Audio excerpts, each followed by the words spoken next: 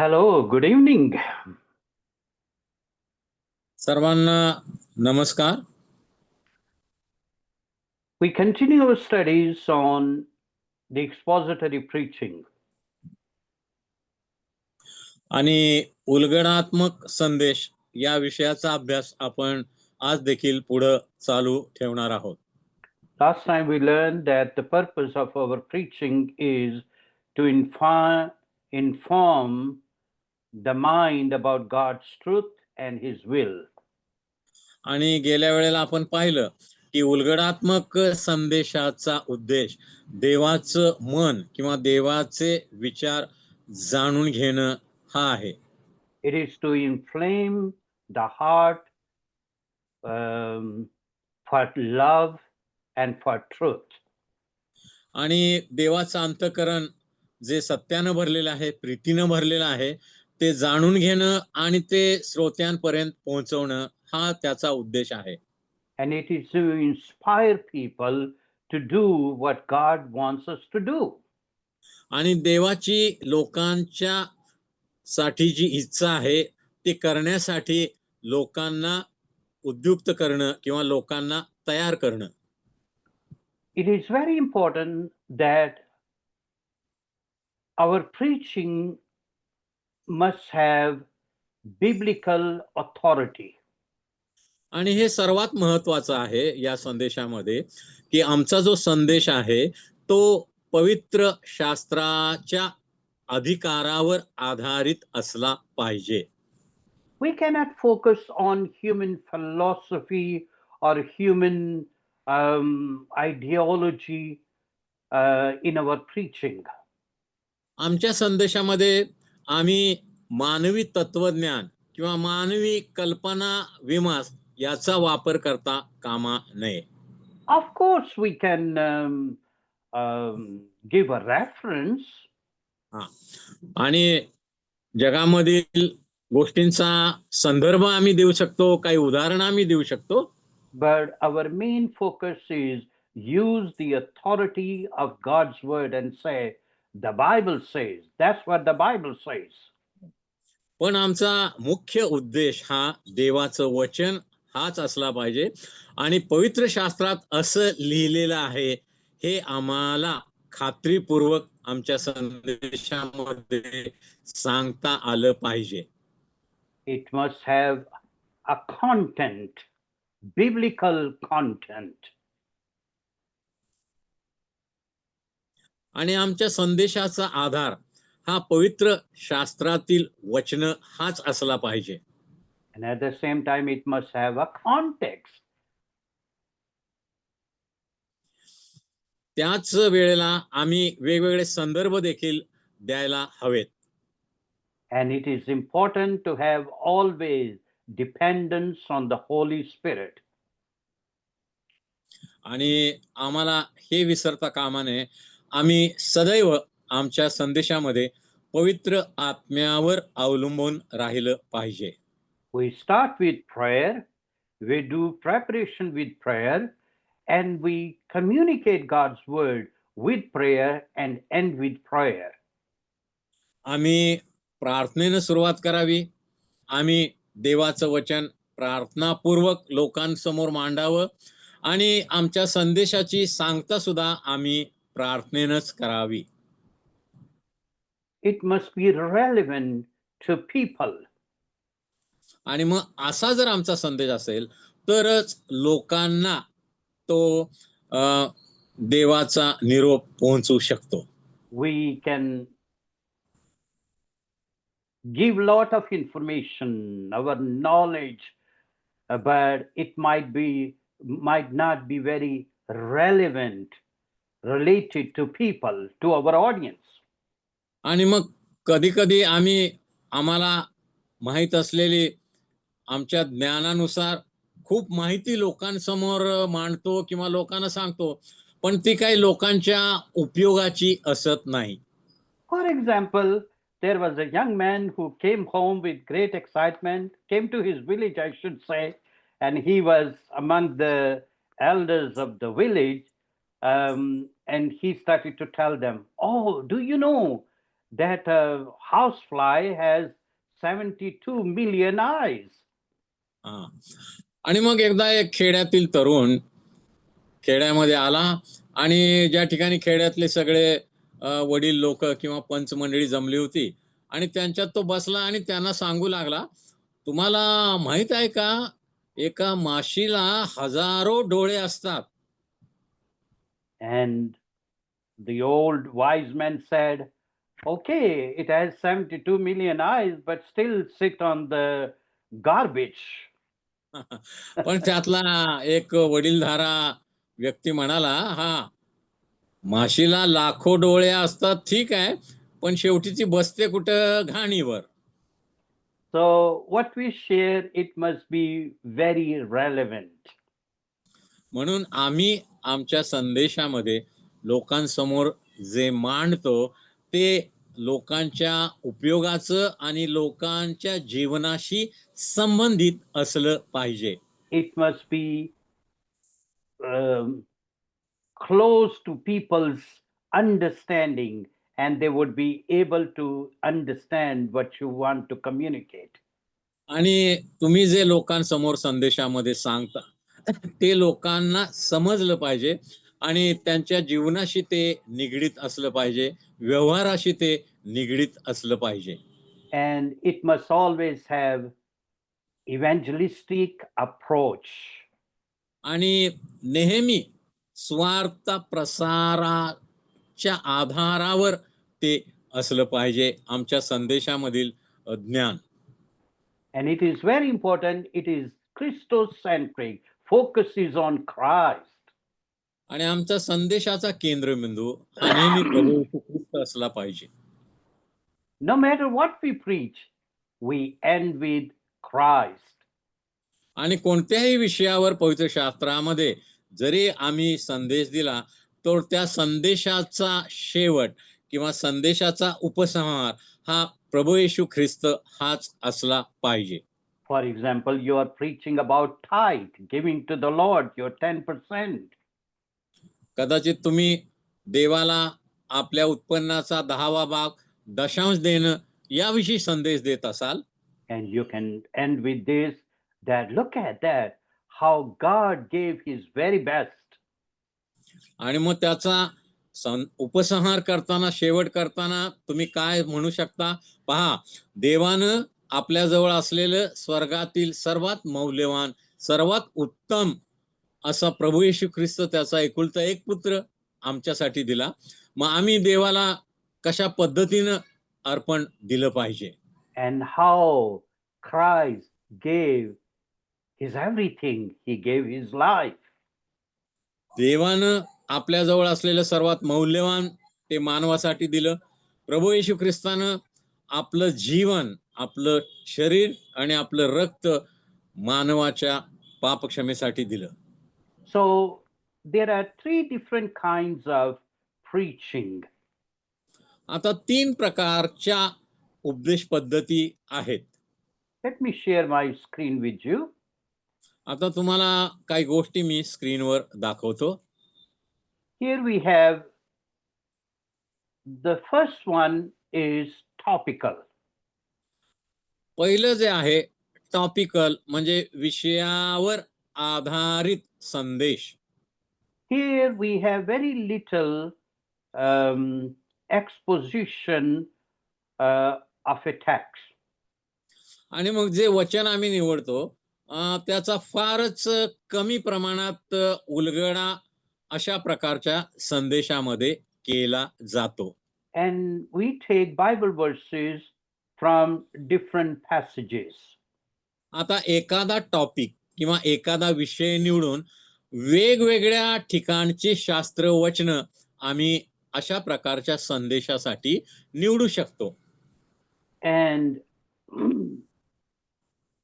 we have our main points according to the subject. आणि विषयाला धरून आमचे मुख्य मुद्दे आम्हाला मांडायचे आहेत.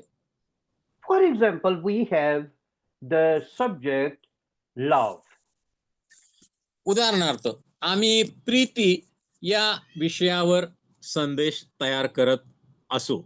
So we can have title, God is love. मग या संदेशाचा मथळा किंवा शीर्षक आम्ही काय देणार की देव प्रीती आहे. First point can be, God's word is amazing. पहिला मुद्दा आम्ही मांडू शकतो, देवाचं वचन हे अद्भुत आहे. Second can be, God's word is universal. दुसरा मुद्दा आम्ही मांडू शकतो, देवाचं वचन हे वैश्विक आहे.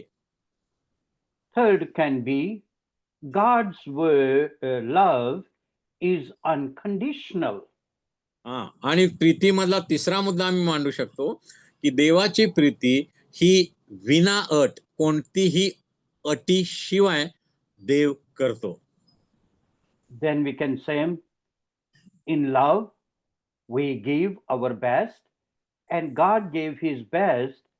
For God so loved the world that he gave his only begotten son. आणि पुढचा मुद्दा आम्ही मांडू शकतो की जर आम्ही एखाद्यावर प्रीती करतो तर त्या व्यक्तीसाठी आमच्याकडे असलेल्या उत्तमातलं उत्तम आम्ही देव करतो. देवाने जगावर प्रीती केली आणि आपल्याकडे असलेलं सर्वात मौल्यवान उत्तम आपला एकुलता एक पुत्र मानवासाठी दिला. So the subject is love. आता या संदेशाचा विषय प्रीती आहे. And then we write the title or the theme of that teaching or preaching. आणि मग या संदेशासाठी शीर्षक आपण तयार केलेला आहे की देव प्रीती आहे. Then the second one is textual. आणि दुसरा संदेश पद्धती आहे टेक्स्च्युअल, म्हणजे एखादा पवित्र शास्त्रातील परिच्छेद घेऊन त्यामधील वचनांचा स्पष्टीकरण करणे. And then we take one or two verses from one passage.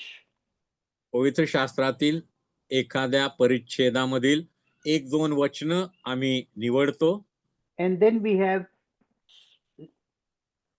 some exposition. आणि मग त्या वचनातील काही गोष्टींचं आम्ही स्पष्टीकरण करून संदेश तयार करतो. Let's take example for textual. आता अशा प्रकारच्या संदेशाचं एक उदाहरण आपण पाहूया. We take the word, the subject, love. आता प्रीती हाच विषय या ठिकाणी आपण वापरूया. And we are going to read from 1 Corinthians chapter 13. पहिले कोरिंथी याचा 13वा अध्याय जो प्रीतीसाठी प्रसिद्ध आहे तो आपण निवडूया. This is actually called love chapter in the Bible. आणि पवित्र शास्त्रामध्ये प्रीती संदर्भात असलेल्या सर्व गोष्टी जवळजवळ या अध्यायामध्ये आम्हाला सापडतात. And now our topic is, what is love? आणि मग आमचा आता विषय काय आहे की प्रीती म्हणजे काय. And we are going to read from verse number 4 and 5 and verse number 6. आणि पहिले कोरिंथ 13, 4, 5 आणि 6 ही 3 वचनं आम्ही निवडतो. Now here the Bible says, love suffers long and is kind. आता 4थ्या वचनामध्ये पवित्र शास्त्र सांगतं प्रीती सहनशील आहे, परोपकारी आहे. Love does not envy, does not parade itself, is not puffed up. Preeti हेवा करीत नाही, प्रीती बढाई मारित नाही, फुगत नाही. Does not behave rudely, but does not seek its own. It's not provoked, think no evil. ती गैरशिस्त वागत नाही, स्वार्थ पाहत नाही, चिडत नाही, अपकार स्मरत नाही. Does not rejoice in iniquity, but rejoices in the truth. ती अनितीत आनंद मानित नाही, तर सत्यासंबंधी आनंद मानते. bear all things, believe all things, hope all things, endure all things. ती सर्व काही सहन करते, सर्व काही खरे मानण्यास सिद्ध असते, सर्वांची आशा धरते, सर्वांसंबंधाने धीर धरते. Now here is a passage, and it explains about what is love. आणि या ठिकाणी आपण शास्त्रभाग निवडलेला आहे आणि या शास्त्रभागामध्ये प्रीती संबंधी अनेक गोष्टी सांगितलेल्या आहेत. So real love is the love that suffers long.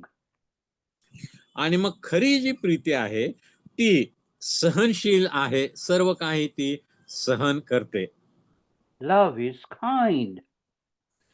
आणि ती परोपकारी आहे. Love does not boast, does not puffed up. Preeti बढाई मारित नाही, फुगत नाही. Another point can be, it does not behave rudely. आणि पुढचा मुद्दा तुम्ही मांडू शकता की प्रीती चिडत नाही, गैरशिस्त वागत नाही. It means love is respectful. म्हणजे प्रीती ही सन्माननीय आहे, ती इतरांचा आदर करते. Love does not rejoice in iniquity, evil. Preeti अनितीत आनंद मानित नाही. So here we can find those points. या ठिकाणी हे मुद्दे आम्हाला या पवित्र शास्त्रातील परिच्छेदामध्ये आढळतात. So then we write the introduction. मग आम्ही प्रस्तावना लिहायची आहे. Love. We are speaking about love. What is love? आणि प्रीती म्हणजे काय याविषयी आपण संदेश तयार करत आहोत.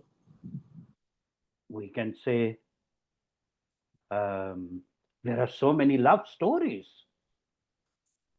आणि आम्ही प्रस्तावना अशा प्रकारे करू शकतो, जगामध्ये अनेक प्रेम कथा आम्हाला आढळतात.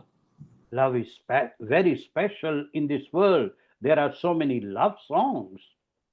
आणि प्रीतीवर अनेक गीत आम्हाला ऐकायला मिळतात, म्हणून प्रीती जगामध्ये फार महत्वाची अशी गोष्ट आहे. And then you build up your thesis, you build up that what we call teaching, and say, now what is love? What is the biblical definition of love? आणि मग पुढे तुम्ही त्याला जोडू शकता की पवित्र शास्त्रामध्ये प्रीतीचं महत्व कशा प्रकारे दिलेलं आहे. And then we have conclusion. आणि मग आम्हाला त्यातून अनुमान काढायचा आहे. And then we have application. आणि मग शेवटी त्याचं जीवनामध्ये लागूकरण करायचं आहे. So far we have covered topical, textual, and then we have expository. आणि आपण उपदेशाच्या 3 पद्धतीपैकी पहिली पद्धत टॉपिकल म्हणजे एक विषय निवडून विषयाला आधारित संदेश, दुसरं टेक्स्च्युअल पवित्र शास्त्रातील एक परिच्छेद निवडून त्या परिच्छेदामधील गोष्टींचं स्पष्टीकरण, आणि तिसरी जी पद्धत आहे एक्सपोजिटरी म्हणजे उलगडात्मक पद्धत, ही आता तिसरी पद्धत आपण पाहणार आहोत. So here we take one passage. आता उलगडात्मक पद्धतीमध्ये देखील पवित्र शास्त्रामधील एक परिच्छेद आम्हाला निवडायचा आहे. And then we bring the meaning out of that text. आणि मग त्या परिच्छेदामध्ये असलेल्या सर्व वचनांचा आधार घेऊन आम्हाला त्याचं स्पष्टीकरण करायचं आहे. What is the author's intended meaning? आम्ही सुरुवात अशा प्रकारे करू शकतो, ज्या पुस्तकामध्ये हा पवित्र शास्त्रातील परिच्छेद आहे, वचन आहे, या पुस्तकाच्या लेखकाचं मत काय आहे किंवा हे लिहिण्यामागे त्याचे विचार काय आहेत. It is beautiful when we bring the meaning out from the text rather than we bring meaning into the text. आणि परिच्छेदा मध्ये अर्थ शोधण्यापेक्षा परिच्छेदामधून किंवा वचनामधून अर्थ बाहेर काढणं किंवा शोधणं हे फार महत्वाचं आहे. According to our own liking, our own, taste, we try to, our own belief, our own comfort, we try to bring meaning into the text. That's very, very dangerous. आणि कधी कधी मग आमची आवड निवड किंवा आम्हाला पसंत असलेल्या गोष्टी किंवा आमचा अनुभव किंवा आमचा दृष्टिकोन, आमचे विचार लक्षात घेऊन पवित्र शास्त्रातील वचनांचा आम्ही उलगडा करण्याचा किंवा स्पष्टीकरण करण्याचा प्रयत्न करतो. हे फारच धोकादायक आहे. So it is communicating the exact and the full meaning of the text. आता उलगडात्मक संदेश म्हणजे पवित्र शास्त्रातील वचनांचा योग्य आणि अचूक अर्थ लावण्याचा प्रयत्न करणे. And here we study the historical background, grammatical background, the key word, the word study we call it, and we really find the meaning of the text. आता वचनाचा अर्थ किंवा स्पष्टीकरण करण्यासाठी मग आम्ही त्या काळच्या रूढी परंपरा, नंतर त्या वचनामध्ये जे महत्वाचे शब्द वापरण्यात आलेले आहेत त्या शब्दांचा अर्थ कदाचित मूळ हिब्रू आणि ग्रीक भाषेमध्ये कोणता आहे, त्यावेळच्या रूढी परंपरा आणि त्यावेळचे अनेक संदर्भ, अशा अनेक गोष्टी वापरून त्या वचनांचा अचूक अर्थ आम्ही काढू शकतो. There are some difficult passages in the Bible. पवित्र शास्त्रामध्ये आम्हाला सहजासहजी न समजणारे असे काही परिच्छेद आहेत. For example, in the Bible we find that women should stay quiet, okay? If they want to learn something, they must learn from their husband and they shouldn't teach. आणि मग नव्या करारामध्ये संत पौलाच्या लिखाणामध्ये आम्ही असं वाचतो की स्त्रियांनी उपासनेमध्ये, लौकिक उपासनेमध्ये बोलू नये किंवा प्रश्न विचारू नये किंवा त्यांनी शिक्षण देता कामा नये. त्यांना काय जर माहिती हवी असेल तर त्या स्त्रियांनी घरी आपल्या नवऱ्यांना ती विचारावी आणि स्त्रियांनी संदेश देखील देऊ नये, असं संत पौल नव्या करारामध्ये आम्हाला सांगतो, बोध करतो. Now this is very difficult passage. आता हा एक अवघड असा शास्त्रातील परिच्छेद आहे किंवा विषय आहे. It need explanation. It need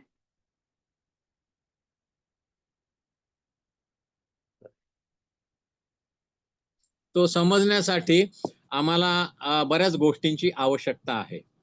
What was the historical background in which Apostle Paul wrote this wonderful word? आणि संत पौलानं याविषयी बरचसं लिखाण केलेलं आहे. So, of course, we are not going to deal with this passage today, but it is very important to know what is really the meaning of that text. आणि आज आपण या परिच्छेदाचं स्पष्टीकरण किंवा अर्थ पाहणार नाही, पण हा एक परिच्छेद किंवा हा शास्त्रातील विषय फार महत्वाचा असा आहे. So there are three things that are very, very important. आणि म्हणून 3 गोष्टी फार महत्वाच्या आहेत, ह्या आम्ही लक्षात ठेवल्या पाहिजेत.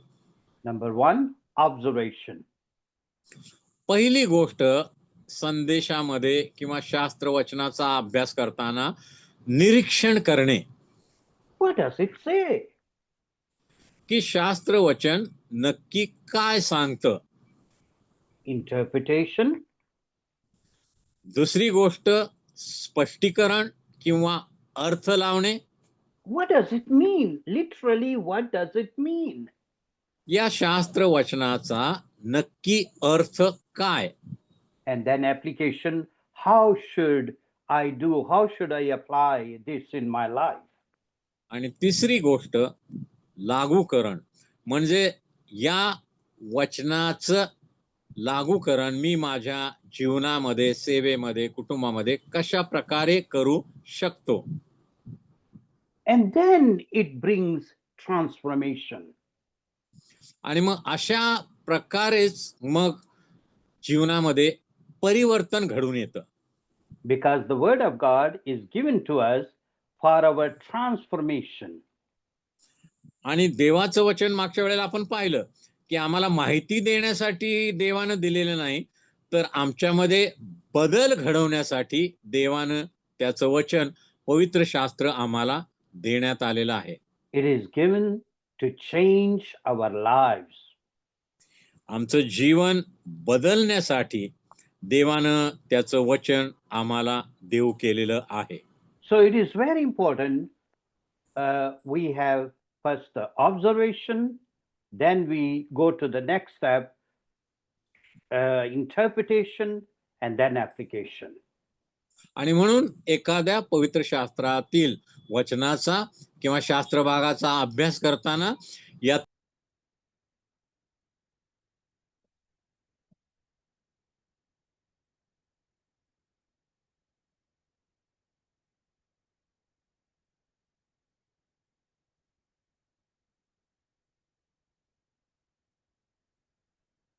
Brother Dongre, if you kindly unmute yourself. पाहिजे. Okay. Now this is good. If you kindly repeat that, what you were saying. Yeah. Mhm. आणि मग पवित्र शास्त्राचा अभ्यास करताना किंवा पवित्र शास्त्रामधून संदेश तयार करताना या 3 महत्वाच्या गोष्टी आम्ही लक्षात ठेवल्या पाहिजेत. पहिली गोष्ट निरीक्षण, म्हणजे शास्त्र भागामध्ये काय काय गोष्टी अंतर्भूत आहेत त्या सगळ्या गोष्टी आम्ही बारकाईने तपासून पाहिल्या पाहिजेत. दुसरी गोष्ट त्याचा अर्थ लावणे, या शास्त्र वचनाचा नक्की अर्थ काय हे किंवा त्याचं स्पष्टीकरण आम्ही शोधून काढलं पाहिजे.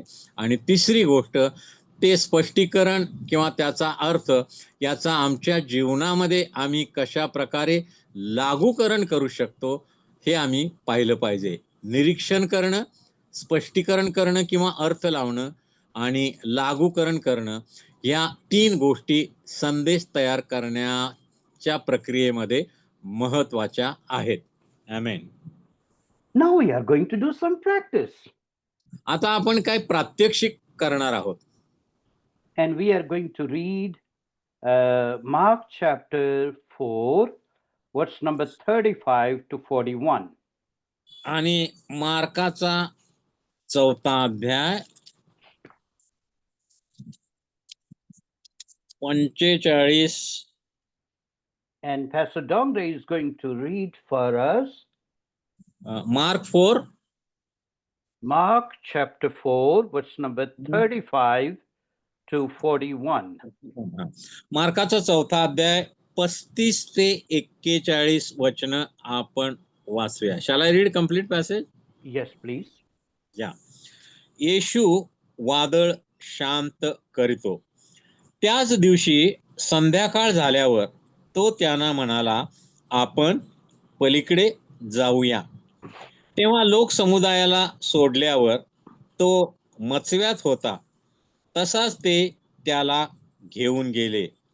दुसरेही मचवे त्याच्या बरोबर होते. नंतर मोठे वादळ झाले व लाटा मचव्यावर अशा आदळत होत्या की तो पाण्याने भरू लागला. तो तर वरामावर उश्वास घेऊन झोपी गेला होता. तेव्हा ते त्याला जागे करून म्हणाले, गुरुजी, आपण बुडत आहोत, तरी आपल्याला काहीच वाटत नाही काय? तेव्हा त्याने उठून वाऱ्याला धमकाविले आणि समुद्राला म्हटले, उगा राहा, शांत हो. मग वारा पडला व अगदी निवांत झाले. नंतर तो त्यांना म्हणाला, तुम्ही इतके भित्रे कसे? तुम्हाला विश्वास कसा नाही? तेव्हा ते अतिशय घाबरले व एकमेकास म्हणू लागले, हा आहे तरी कोण? वारा व समुद्र हे देखील याचे ऐकतात. आमेन.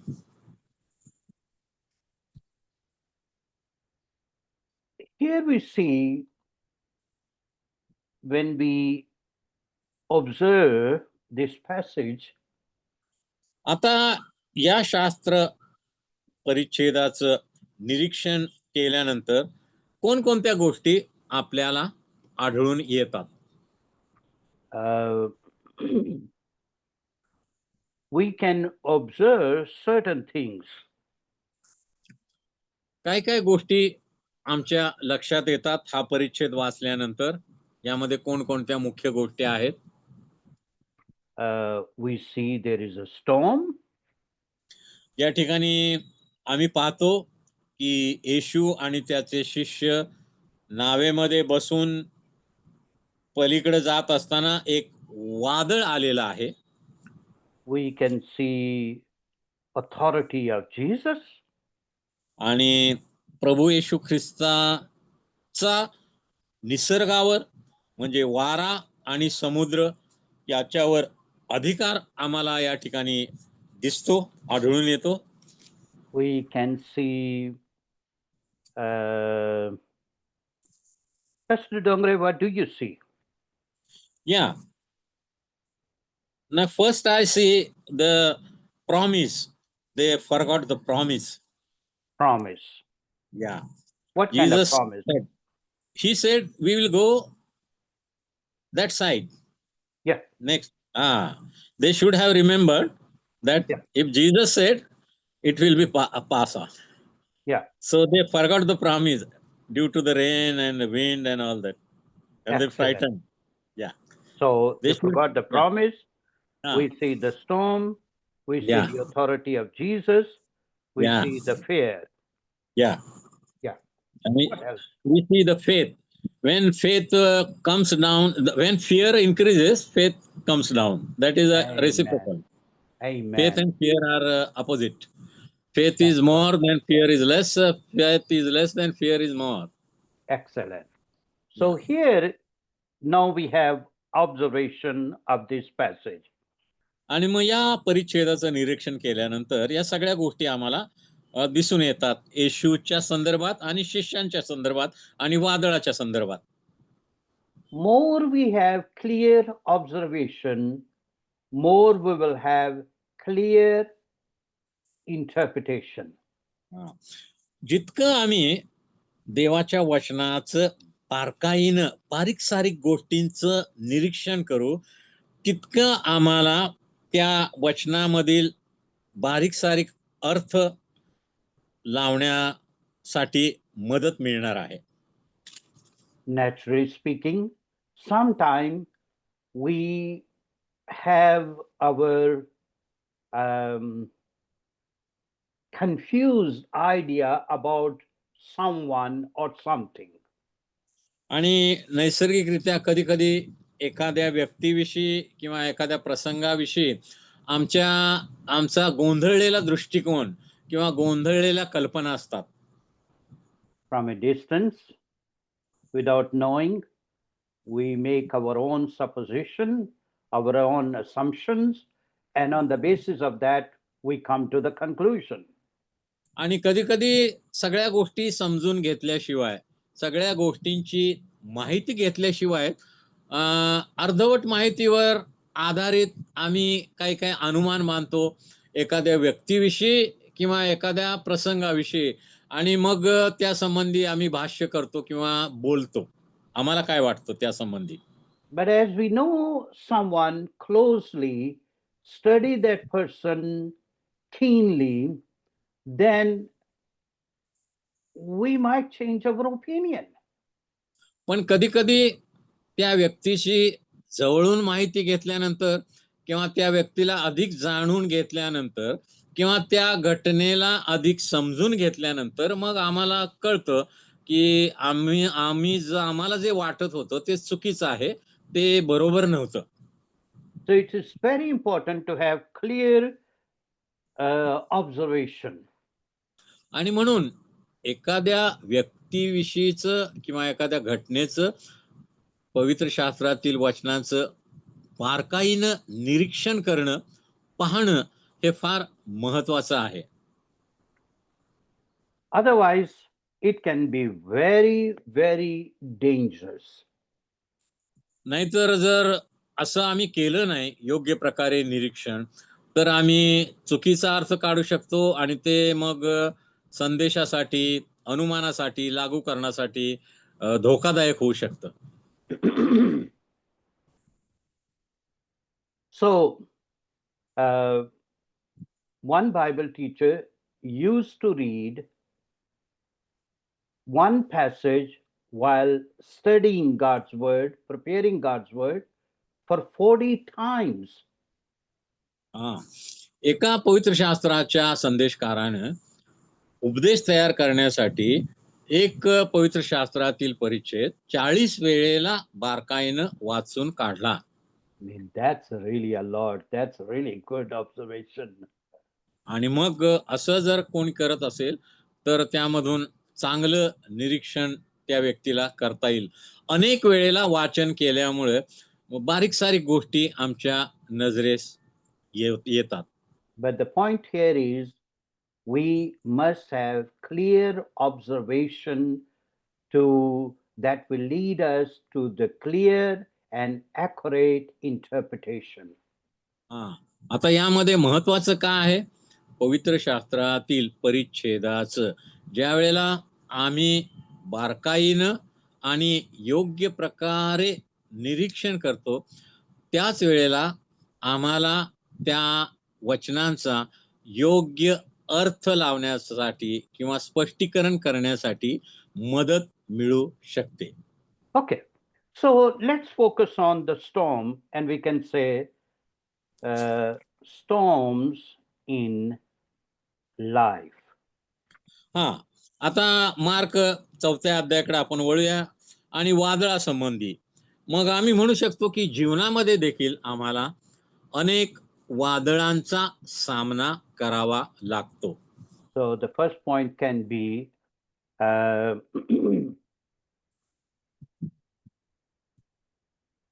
storms are natural. मग पहिला मुद्दा आम्ही मांडू शकतो की जीवनामध्ये वादळ येणे हे स्वाभाविक आहे किंवा नैसर्गिक आहे. Then we see it brought fear. So we can see storms can bring uneasy feeling. आणि मग पुढचा मुद्दा आम्ही मांडू शकतो की वादळांमुळं आमच्यामध्ये दहशत किंवा भीती निर्माण होते, कदाचित निराशा निर्माण होते.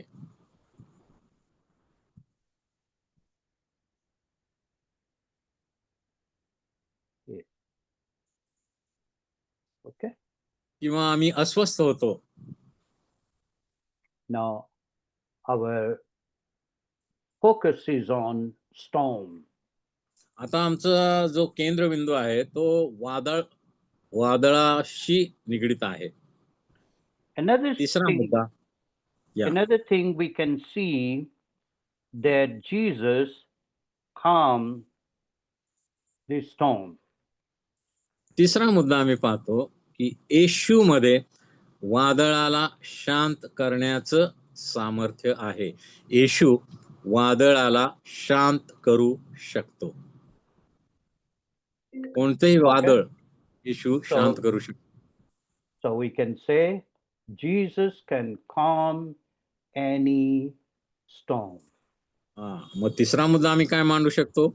आमच्या जीवनामधील कोणतेही वादळ प्रभू येशू ख्रिस्त शांत करू शकतो, थांबवू शकतो.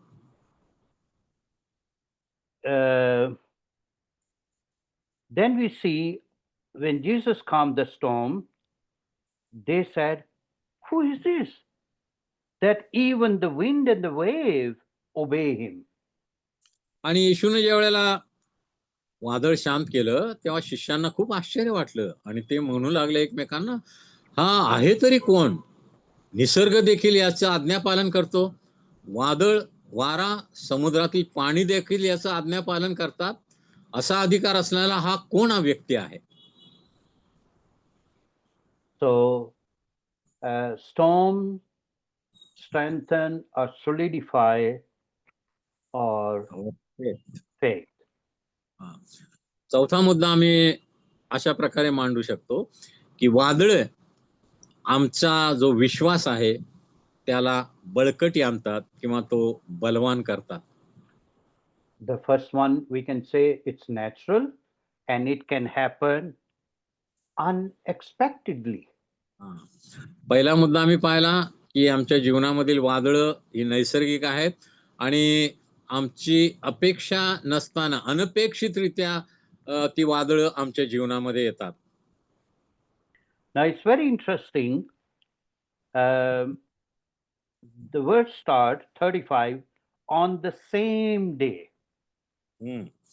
आता 35व्या वचनामध्ये सांगितलेलं आहे की त्याच दिवशी. So what kind of day was that? We need to study that.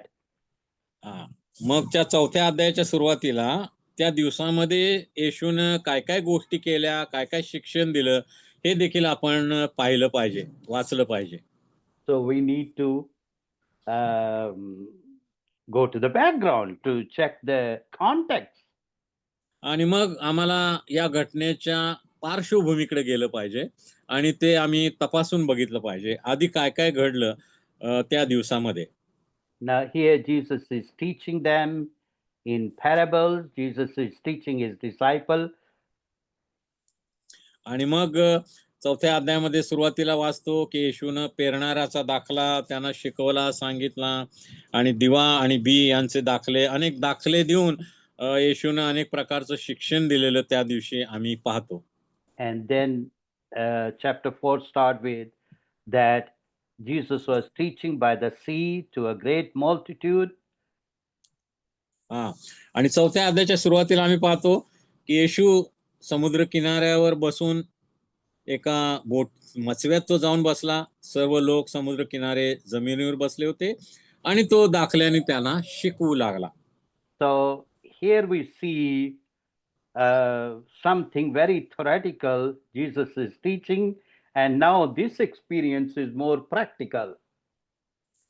आणि या ठिकाणी आम्ही पाहतो की समुद्र किनाऱ्यावर बसून त्यानं शिक्षण दिलं आणि समुद्रामधील वादळावर त्यानं जय मिळवला. हे अत्यंत प्रात्यक्षिक आणि एकमेकांशी जोडलेला संबंध आम्हाला या ठिकाणी दिसतो. Now, I must say that a good teacher is the one who gives information and then shows how we can apply these things practically. आणि माझ्या मते उत्तम शिक्षक तोच आहे की तो विद्यार्थ्यांना भरपूर ज्ञान किंवा माहिती देऊ शकतो आणि फक्त तो माहिती देतो असंच नाही तर त्या माहितीचा उपयोग विद्यार्थ्यांनी जीवनामध्ये कशा प्रकारे केला पाहिजे याचं देखील ज्ञान तो देतो. So Jesus was really a great teacher. First he gave all that information, theoretical part, teaching, and now he's going to show what does it mean. मग प्रभू येशू ख्रिस्त हा जगातील उत्तम शिक्षक असल्यामुळे आम्ही पाहिलं दिवसभर त्या दिवशी प्रभू येशू ख्रिस्ताने अनेक प्रकारच्या विषयांचं शिक्षण लोकांना दिलं, शिष्यांना दिलं आणि त्याचं प्रात्यक्षिक आता मचव्यातून जाताना वादळ आल्यावर त्याचं प्रात्यक्षिक येशूने त्यांना दाखवलं. So we see here even the last thing, it speak about mustard seed. आणि शेवटची त्या दिवसामधलं जे येशूने शिक्षण दिलं त्यामध्ये मोहरीच्या दाण्याविषयी येशू म्हणाला.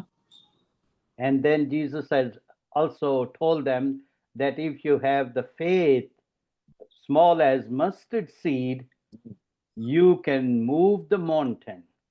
हा. आणि येशूनं मोहरीच्या दाण्याचं उदाहरण देऊन त्यांना शिकवलं की मोहरीच्या दाण्या एवढा लहान विश्वास जरी तुमच्याकडे असला तरी तुम्ही डोंगराला इकडून तिकडे हलवू शकता त्या विश्वासाच्या द्वारे. And these things are happening on the same day when Jesus was teaching them.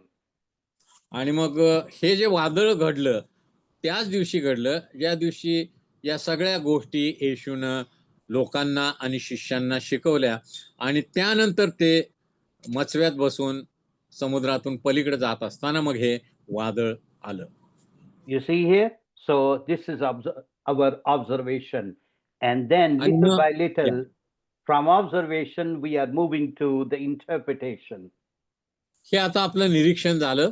आता ज्या ज्या गोष्टी आम्ही निरीक्षणामध्ये नमूद केल्या आहेत त्या गोष्टींचा आम्ही अर्थ लावण्याचा किंवा स्पष्टीकरण करण्याचा प्रयत्न करणार आहोत. Another phrase we find in verse number 35, Jesus said, "Let us cross over to the other side." 35व्या वचनामध्ये आम्ही पाहतो प्रभू येशूनं त्यांना एक जणू काय अभिवचन दिलं की आपण पलीकडे जाऊया, समुद्राच्या पलीकडच्या तीरावर जाऊया. So we can expect when there are changes in our life, when we go to the other side, the storms will come. And if we just stay there, nothing will happen. आणि मग जीवनामध्ये आम्ही पाहतो की आम्ही जर एकाच ठिकाणी थांबलो तर फारसं आमच्या जीवनामध्ये काही घडत नाही. पण ज्या वेळेला आम्ही आमच्या जीवनामध्ये पुढे जाण्याचा प्रयत्न करतो, वेगळ्या वाटा आम्ही शोधण्याचा प्रयत्न करतो, त्यावेळेला आमच्या जीवनामध्ये वादळ येण्याची शक्यता वाढते. If nobody rocks our boat, life is just peaceful. It would be the same boring life. आणि मग जर आमची बोट जर हलली नाही, आम्ही कुठेही बोटीतनं जाण्याचा प्रयत्न केला नाही किंवा आम्ही पुढे जाण्याचा प्रगती करण्याचा प्रयत्न केला नाही तर मग आमचं जीवन एकदम शांत आणि अशा प्रकारे राहू शकतं जिथं आहे तिथंच.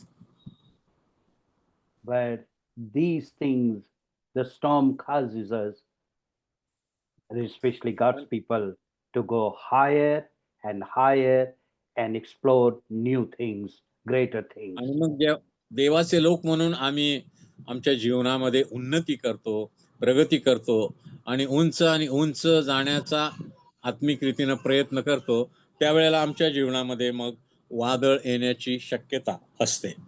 So we have the main points, then we can of course add the sub points. आणि आमच्याकडे आता मुख्य मुद्दे आहेत, त्या मुख्य मुद्द्यामध्ये काही उपमुद्दे देखील आम्ही पाहू शकतो. Then we can add testimony. आणि मग त्या मुख्य मुद्द्याचे उपमुद्दे जे आहेत त्यामध्ये आम्ही काही साक्षी अंतर्भूत करू शकतो, सांगू शकतो. Illustration. काही उदाहरणं आम्ही देऊ शकतो. Quotes. आणि काही देवाच्या सेवकांनी केलेले काही टिप्पणी असतील किंवा विधान असतील ते देखील आम्ही सांगू शकतो. मोठमोठे देवाचे सेवक होऊन गेले, त्यांनी या संदर्भात काय काय म्हटलेलं आहे हे आम्ही सांगू शकतो. And of course, everything to elaborate that main point. आणि ह्या सगळ्या गोष्टी मग आमचा जो मुख्य मुद्दा आहे तो अधिक प्रभावीपणे मांडण्यासाठी आम्हाला मदत करतात. And at the same time, it must be closer to the subject, closer to the main point, or I should say main theme. आणि मुख्य आमचं जे शीर्षक आहे, एक विषय आहे, त्याच्याशी आमचे मुख्य मुद्दे आणि उपमुद्दे हे निगडीत असले पाहिजेत, त्याला जोडलेले असले पाहिजेत, हे आम्ही लक्षात ठेवलं पाहिजे. So then we can write the introduction. मग आम्ही प्रस्तावना लिहू शकतो आमच्या संदेशाची. And then we have our conclusion. नंतर आम्ही संदेशाचं अनुमान किंवा उपसंहार काढू शकतो And then सारांश we रूपानं. have application. आणि शेवटी मग त्या संदेशाचं लागू. Okay. So now I give you this homework if you kindly focus on this passage.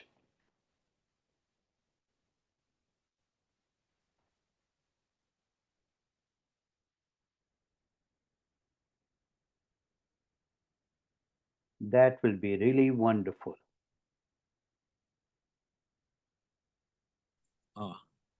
आणि असं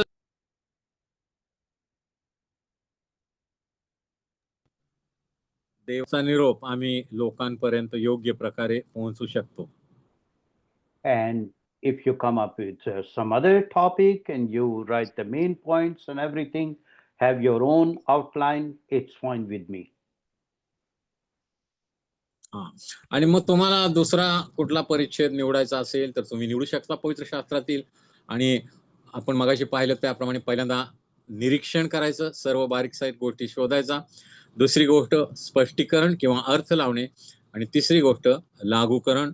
त्यामध्ये प्रथम मुख्य मुद्दे निवडायचे, त्या मुद्द्यामध्ये उपमुद्दे निवडायचे, त्यामध्ये साक्षी आल्या, उदाहरण आले, थोर सेवकांचे काही विधान आहेत ती, आणि मुख्य मुद्दे, उपमुद्दे, आणि प्रथम त्याला म्हणून तुम्ही त्याला मथळा द्या, शीर्षक द्या, आणि नंतर सारांश रूपानं अनुमान काढा की संदेशामध्ये काय सांगितलेलं आहे, आणि शेवटी त्याचं लागूकरण केलं तर मग अशा प्रकारे आम्ही एक प्रभावी संदेश उलगडात्मक पद्धतीचा बनवू शकतो आणि लोकांसमोर सादर करू शकतो. Okay. And with the main points, you need to add also the Bible verses. आणि मग मुख्य मुद्दे आणि उपमुख्य मुद्दे, त्याला उपमुद्दे जर लिहिताना आम्ही शास्त्रातील वचनाचे संदर्भ लिहिले तर ते अधिक चांगलं होईल.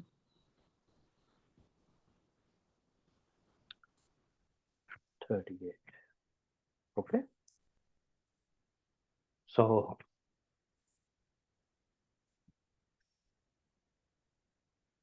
So any homework for the students? yeah, this is the homework. Yeah. Mark chapter 4. Yeah. So Mark the 4. same passage? Yeah. Yes, please. हा विद्यार्थ्यांसाठी गृहपाठ आहे. आता आपण पाडलेला की येशू वादळ शांत करतो. मार्क 4 अध्याय 35 ते 41 वचनं विद्यार्थ्यांनी पुन्हा वाचायचे आहेत बारकाईनं, आणि त्यामधल्या गोष्टींचं निरीक्षण करायचं आहे. त्या निरीक्षणामध्ये काय काय त्याची यादी तयार करायची आहे. नंतर त्या प्रत्येक निरीक्षण केलेल्या गोष्टीचा अर्थ लावायचा आहे, आणि नंतर त्याचं ऍप्लिकेशन म्हणजे लागूकरण करायचं आहे. विद्यार्थ्यांसाठी हा गृहपाठ आहे. आणि आम्ही या ठिकाणी चर्चा न केलेल्या काही गोष्टी देखील विद्यार्थ्यांना सापडू शकतात त्यामध्ये. त्यासाठी तुम्हाला बारकाईनं अनेक वेळेला तो परिच्छेद वाचावा लागेल, त्याच्यावर विचार करावा लागेल, मनन चिंतन करावं लागेल. Excellent. Wonderful. So God bless you. आणि आता हा वर्ग आम्ही या ठिकाणी समाप्त करतो आहे. पुढच्या आठवड्यामध्ये आपण परत भेटणार आहोत. तोपर्यंत परमेश्वर आपल्याला आशीर्वाद देव, आपलं सहाय्य करो, आपलं मार्गदर्शन करो, आपलं संरक्षण करो. And see you next. Thank you, Pastor. See you next week. Thank you. Thank you. God bless you. Thank you, dear brother. Thank you for your help. Beautiful. Thank you.